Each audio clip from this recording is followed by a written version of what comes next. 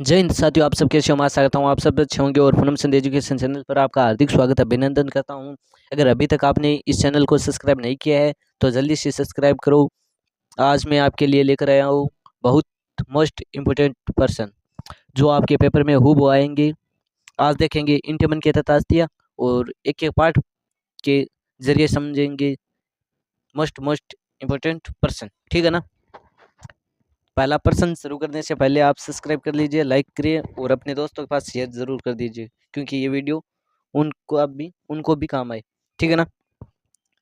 अब देखो, the story of Indian archaeology के लेखक कौन थे? कौन थे? कौन थे? S N Rao. कौन थे? एस एन राव थे। ठीक है ना? दूसरा प्रश्न है, मिट्टी से बने हल के प्रतिरूप किस स्थल से प्राप्त हुए? मिट्टी से बने हल के प्रतिरूप कहाँ से हुए? बनौली, हरियाणा से। कहाँ से? बनौली, हरियाणा से प्राप्त हुई है। ठीक है ना?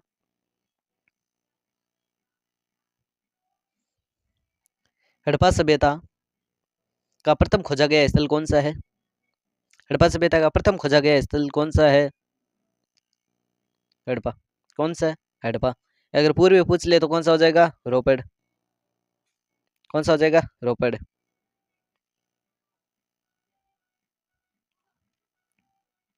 हड़प्पा सभ्यता का स्थल राखीगढ़, बनौली और निम्न में से किस राज्य में स्थित है? अभी मैं पहली क्लास ली थी, उसमें बताया था कि राखीगढ़, बनौली और निम्नलिखित में से किस राज्य में स्थित है? राखी बंधवाली भगवान से। ये ट्रिक भी मैंने बताई थी।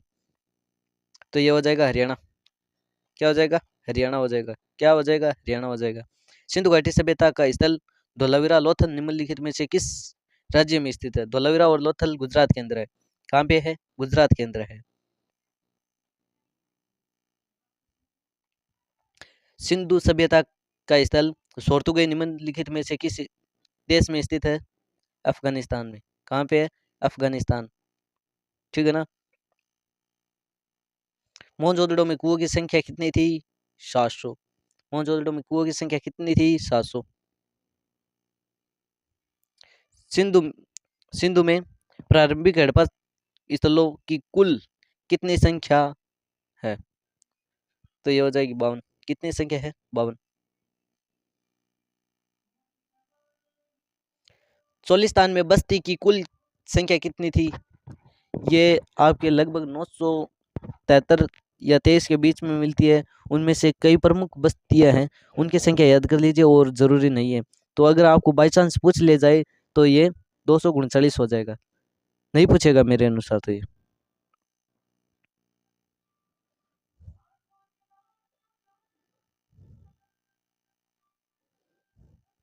हड़प्पा सभ्यता का कौन सा काल निर्धारण सबसे अधिक प्रमाणिक माना गया है? कौन सा काल माना गया है? तो ये हो जाएगा 2600 से लेकर 1900 ईसा पूर्व। अगर आपको सीधा पूछ लिया जाए कि हड़प्पा सभ्यता का कालक्रम कितना है तो यही बताना है, 2600 से लेकर 1900 ईसा पूर्व। ठीक है ना? अगला प्रश्न देखिए,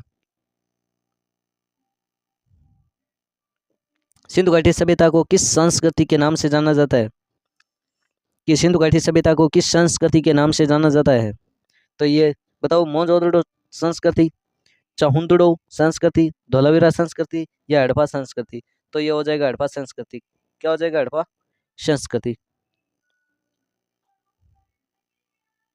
अगला प्रश्न देखिए, बालाकोट तथा नागेश्वर किस वस्तु के निर्माण के लिए प्रसिद्ध है? बालाकोट और नागेश्वर किसके लिए है? शंख। शंख की वस्तु के लिए प्रसिद्ध है। ठीक है ना? किसके लिए है? शंख की। हड़प्पा हड़प्पा अथवा सिंधु घाटी सभ्यता की सबसे विशिष्ट वस्तु कौन सी है? हड़प्पाई मोहर है या मृदभांड है, आभूषण है, औजार है? कौन सा हो जाएगा? तो ये आपका ऐसे ही हो जाएगा, हड़प्पा हड़प्पाई मोहर। हड़प्पा मोहर। ठीक है। ये किस पत्थर से बनाई गई थी? सेलखड़ी। सेलखड़ी नामक पत्थर से बनाई गई थी। ठीक है ना? ये भी याद रखना है। हड़प्पा स्थल से नहरों के अवशेष कहाँ से मिले हैं? नहरों के अवशेष सोर्तुगई अफगानिस्तान के अंदर है। सोर्तुगई कहाँ पे है? अफगानिस्तान के अंदर सोर्तुगई है, वहां से नहरों के साक्ष्य मिले थे। अभी मैंने बताया ये देखो बार बार प्रश्न आ रहे हैं। एक मूर्ति जिसे पुरोहित राजा की संज्ञा दी है, यह प्राप्त हुई है कहाँ से हुई है? मोहनजोदड़ो से। कहाँ से? मोहनजोदड़ो से। पुरातात्विक वेदों को हड़प्पा सभ्यता के किस स्थल से जुते हुए खेत के साक्ष्य मिले थे? ये रिपीट हो गया, कालीबंगा। कौन सा है? कालीबंगा। क्योंकि ये मोस्ट पर्सन है ना, वो रिपीट हो रहे हैं। थार रेगिस्तान से लगा हुआ पाकिस्तान का रेगिस्तान क्षेत्र क्या कहलाता है? बताओ क्या कहलाता है? तो ये हो जाएगा चोलिस्तान। क्या हो जाएगा? चोलिस्तान। ठीक है ना?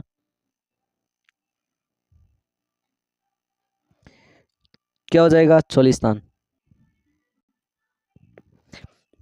अब देखो, भारतीय पुरातात्विक का जनक किसे कहा जाता है? भारतीय पुरातात्विक का जनक किसे कहा जाता है?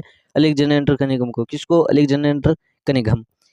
हड़प्पा की खोज सर्वप्रथम किसने की थी? हड़प्पा सभ्यता की सर्वप्रथम खोज किसने की थी? दयाराम साहनी ने की थी। दयाराम साहनी ने कब की थी? 1921 के अंदर।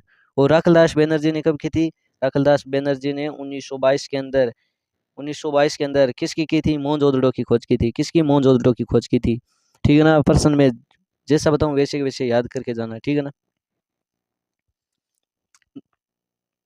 निम्नलिखित एक बार निम्न में से किसके द्वारा धोलावीरा में उत्खनन का प्रारंभ किया था?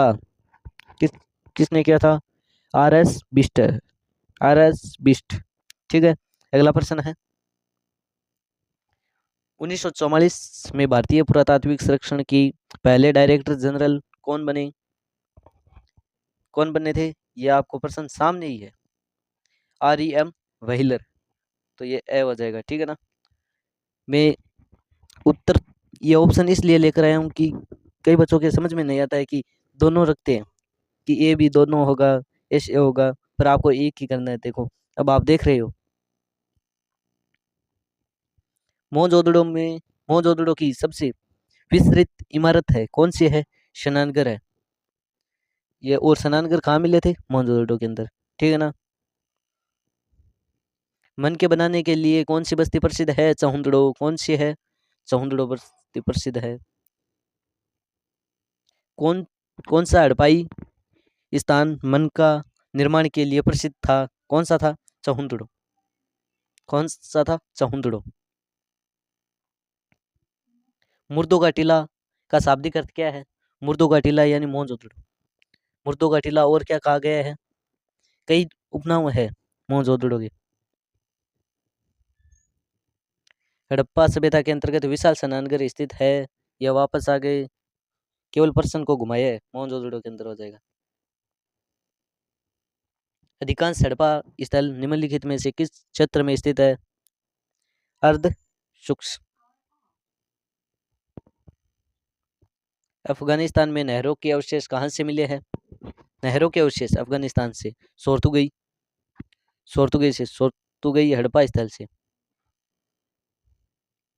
समुद्र बस्ती के निवासी किस व्यवसाय में संलग्न थे? शिल्प उत्पादन में। किस में? शिल्प उत्पादन में। अब हमारे आ गए रिक्तस्थान प्रश्न। कौन से? रिक्तस्थान। अब मैं आपको उत्तर नहीं बताऊंगा और आपको खुद को कमेंट के अंदर बताना है। देखो, खेतड़ी क्षेत्र में मिले साक्ष्यों को पुरातात्विक ने संस्कृति का नाम दिया। खेतड़ी के अंदर क्या मिला था? कौन से साक्ष्य मिले थे? तांबा। क्या मिला था? तांबा। ठीक है ना?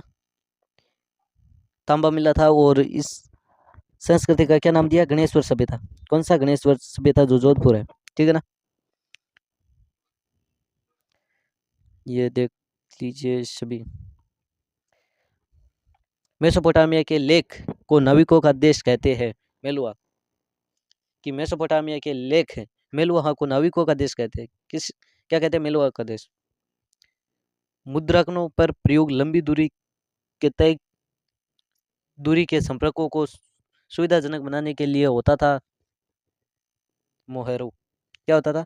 मोहेरो। ठीक है ना? 1944 में विश्व के समक्ष सिंधु घाटी में एक नवीन नवीन सभ्यता की खोज की घोषणा किसने की थी? जॉर्ज मार्शल ने, जॉन मार्शल ने। किसने की थी? जॉन मार्शल ने। सिंधु घाटी सभ्यता को हड़प्पा संस्कृति भी कहा जाता है। सिंधु घाटी सभ्यता को हड़प्पा संस्कृति भी कहा जाता है। हड़प्पाई सभ्यता हड़प्पा अथवा सिंधु घाटी सभ्यता की सबसे विशिष्ट पुरावस्तु है। ठीक है ना।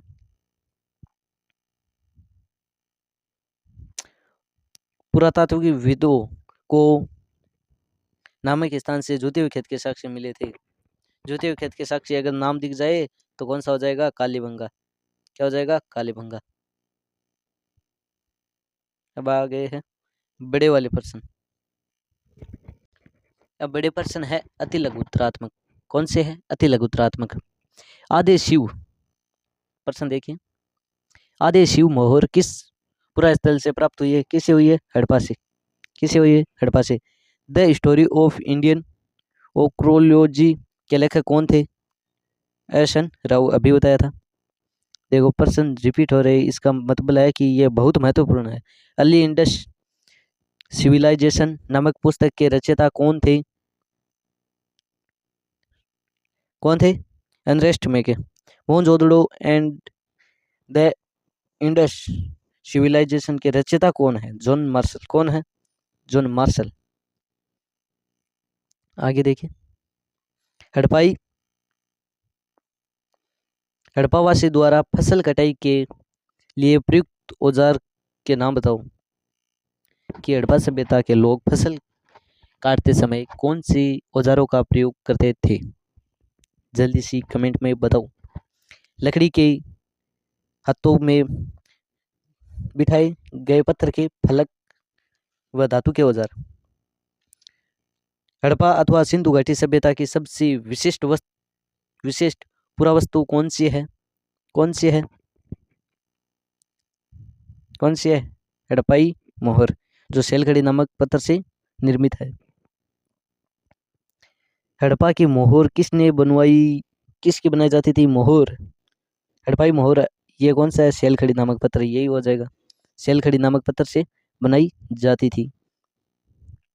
भारतीय पुरातात्विक सर्वेक्षण के पहले जनरल डायरेक्टर कौन थे, जिन्होंने 19वीं शताब्दी के मध्य पुरातात्विक उत्खनन प्रारंभ किया था? General Alexander Cunningham. ठीक है।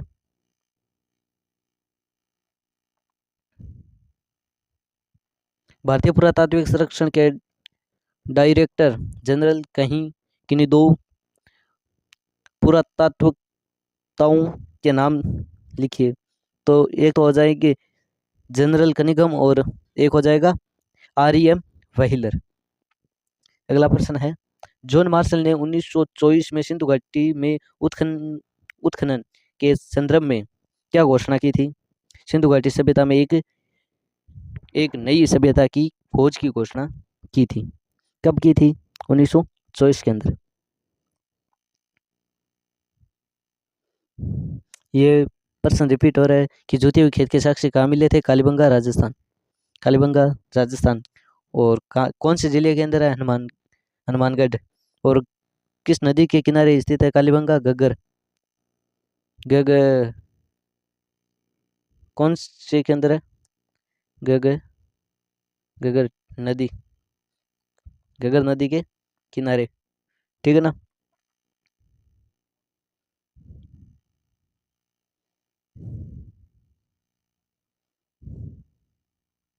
हड़प्पावासी तांबा तथा सोना कहाँ से मंगाते थे? हड़प्पावासी तांबा खेतड़ी और ओमान तथा सोना दक्षिणी राजस्थान से मंगवाते थे। तांबा तो हो जाएगा खेतड़ी और ओमान से, और सोना कहाँ से मंगवाते थे? दक्षिणी भारत से। ठीक है ना। हड़प्पा के लोगों द्वारा अपनी लिपि में जितने चिन्हों प्रयोग में लाए जाते थे उनकी लगभग संख्या कितनी थी? 375 से 400 के बीच चिन्ह थे। ठीक है ना। और सबसे लंबे अभिलेखों में पूछ लिया जाए तो 26 चिन्ह थे। कितने चिन्ह थे? 26 चिन्ह थे। और यह लिपि दाएं से बाएं ओर लिखी जाती थी, दाएं से बाएं और बाएं से दाएं। ठीक है ना। और यह रहस्यमय लिपि थी। ये प्रश्न भी आ गया, देख लो। हड़प्पा सभ्यता के सबसे लंबे अभिलेखों में कितने चिन्ह थे? 26 चिन्ह थे।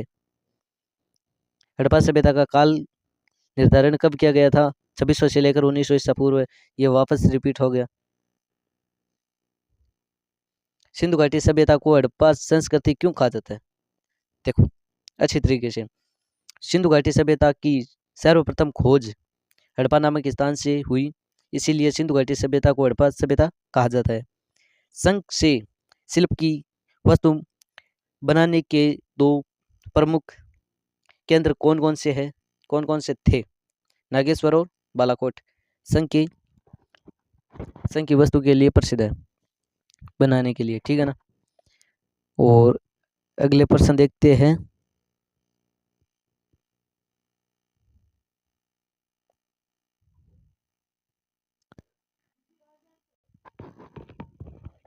हड़प्पा तथा मोहनजोदड़ो वर्तमान में किस देश में स्थित है? हड़प्पा तथा मोहनजोदड़ो वर्तमान में किस देश में स्थित है? अभी मैंने बताया था पाकिस्तान के अंदर स्थित है हड़प्पा और मोहनजोदड़ो दोनों ही, ठीक है ना। पहले भारत के अंदर थे, अब दोनों ही क्या है? पाकिस्तान के अंदर है। कहाँ पे है? पाकिस्तान में, वर्तमान के अंदर, ठीक है ना। हड़प्पा सभ्यता में गलिया व सड़कों को किस पद्धति में बनाया गया था? ग्रिड पद्धति में बनाया गया था। किस पद्धति में बनाया गया था? ग्रिड पद्धति में बनाया गया था। और एक दूसरे को समकोण पर भी काटती थी। ये बात बहुत इंपॉर्टेंट है, कहीं लिख लेना। मृतकों का टीला किसे कहा जाता है? मोहनजोदड़ो को। अभी मैंने बताया कई नाम है, मोहनजोदड़ो के कई उपनाम हैं, उपनामों को देख कर जाना, प्रश्न जरूर आएगा। सिंधु घाटी सभ्यता के निवासी के लिए सेलखड़ी पत्थर की क्या उपादेयता थी? सेलखड़ी एक बहुत मूल्यम पत्थर है, इस पर आसानी से कार्य हो जाता था। सेलखड़ी के चूरने के लेप को सोचे में ढाल कर मन के तैयार किए जाते थे, ठीक है ना। अगला प्रश्न है, नागेश्वर तथा बालाकोट क्यों प्रसिद्ध है? यह अभी बताया था, नागेश्वर व बालाकोट अभी प्रश्न आया था। यह है शंख, क्यों प्रसिद्ध है? शंख। मोहनजोदड़ो का नगर कितने भागों में विभाजित थे? 2 भागों में विभाजित थे, दुर्ग और निचला शहर। दुर्ग व निचला शहर थे। दुर्ग ऊंचाई पर बनाया गया था, निचला शहर नीचे बनाया गया था। दुर्ग था वह सार्वजनिक नहीं था, और निचला शहर है वह सार्वजनिक था। इस सार्वजनिक निचले शहर के अंदर जनता अधिक थी और दुर्ग के अंदर कम थी, जैसे राजा महाराजा ही रहते थे। और दोनों को दीवारों से घेरा गया था, दोनों को ही दीवारों से घेरा गया था। अब ये लास्ट प्रश्न है, देखो। फयांस क्या है? फयांस क्या होता है? उससे बने छोटे पात्रों को कीमती क्यों माना जाता था? फयांस बालू, घिसी हुई रेत तथा रंग और किसी चिपचिपे पदार्थ के मिश्रण को पकाकर बनाया गया पदार्थ होता है, ठीक है। उससे बने छोटे पात्रों का इसीलिए कीमती माना जाता था क्योंकि उन्होंने बनाना कठिन था, उनको बनाना बहुत कठिन था, ठीक है ना।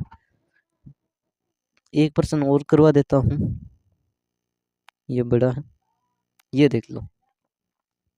सिंधु घाटी सभ्यता में प्रचलित बाटों की कोई 2 विशेषता बताओ। सिंधु घाटी सभ्यता में प्रचलित बाट प्राय चरट नामक पत्थर से बनाए जाते थे, ठीक है। आमतौर पर यह बाट किसी भी तरह के निशान से रहित घनाकार होते थे। और अगली क्लास के लिए आप इंतजार करते रहिए, जब तक जय हिंद जय भारत, ठीक है। और अभी तक अगर आपने सब्सक्राइब नहीं किया है तो जल्दी से जाकर अभी सब्सक्राइब करो। अगली क्लास लेकर आ रहा हूँ मैं और